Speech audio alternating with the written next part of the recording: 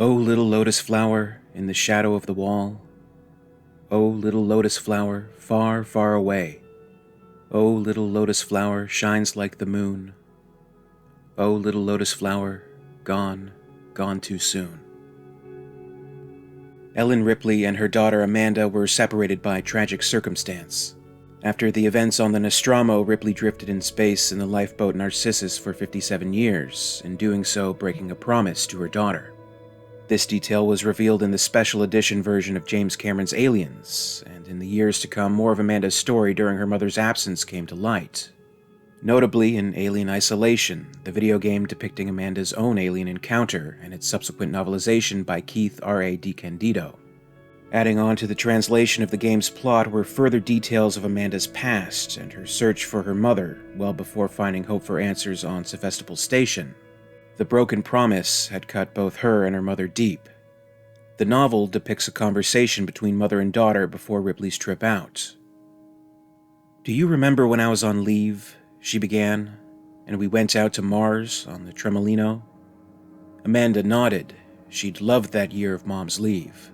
Thanks to the job on Sephoria, they'd actually been able to buy real food sometimes, instead of those awful quick meals, and they even went out to eat once, and Mom was able to get her vid script reactivated. But best of all was being able to take that trip to Mars on the Tremolino. "That was Captain Dallas's ship, right?" "Yes," Mom smiled.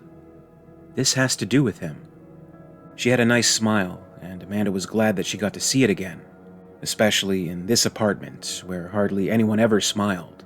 Well, except for Daniel the tiger, who always smiled, but usually he was the only one. Amanda recalled that Dallas was a nice person.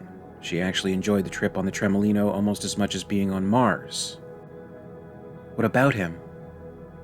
"Well, he has a new ship, a cargo hauler called the Nostromo. His warrant officer just retired and he needs a new one, and he asked me." "So you get to work for him?"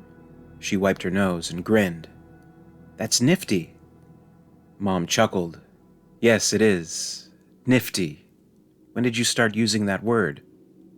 Amanda shrugged. "Affio at school used it, and I like it. It's a nifty word." Again, Mom laughed, and Amanda felt better. She got to laugh at school, but never at home, at least not in this home. "The point is, Dallas wants me on the Nostromo, and they just took on a big contract to bring cargo back from Thetis." Amanda pulled away from Mom's shoulder and looked up at her. "Where's that?" "A long way away. We're going to be gone for about 2 years." Amanda leapt away from the bed. "That's forever." "It's not forever, sweetheart." "You can't go away that long." She backed away. "It's not fair." "Sweetheart, please listen." "No, you're going away and leaving me with Paul. Just for a little while." Her mother stood up, but kept her distance. "That's why I'm doing it. See, this job pays better than any job I've ever had since ever, really. Even more than the Sephoria. It's a huge contract, and when I get back, I'll finally be able to pay off all our debts, maybe move to a better apartment. Best of all, we might be able to send you to a better school." She moved closer and put her hands on Amanda's shoulders. "Even better than that, after this job, I won't have to take long trips anymore. I can stay in the solar system, maybe even stay on Earth." "Then you'll be home all the time?"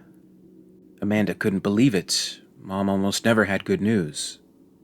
"That's the plan," Mom said. "We'll be taking the ship out to Neptune first to meet up with the hauler, so we'll be in the system for a month." That made her grin. "So you don't have to go sleepy-bys?" Amanda mirrored the grin. "Not until we get to Neptune, no," Mom said. "We can send each other notes. Then after that it will be sleepy-bys for 8 months until we get to Thetis, a month to load up the hauler, and then 13 months back since the ship will be heavier with all the cargo." She held out her hand. "Come here." Amanda let her mother lead her over to the tiny desk with her computer on it. She called up the calendar and saw the entry Amanda had put on that day's date. Mom's home. That got another smile out of her. Then she scrolled ahead 23 months. Amanda's birthday was already flagged. "Your 11th birthday," Mom said. "I'll be back for that, and I'll buy you the best present ever." "What kind of present?" Amanda asked eagerly. "If I told you, it wouldn't be a surprise, now would it?" Amanda huffed. "Fine." Amanda's mother, of course, never came back. Amanda was left with her less-than-reliable stepfather, Paul.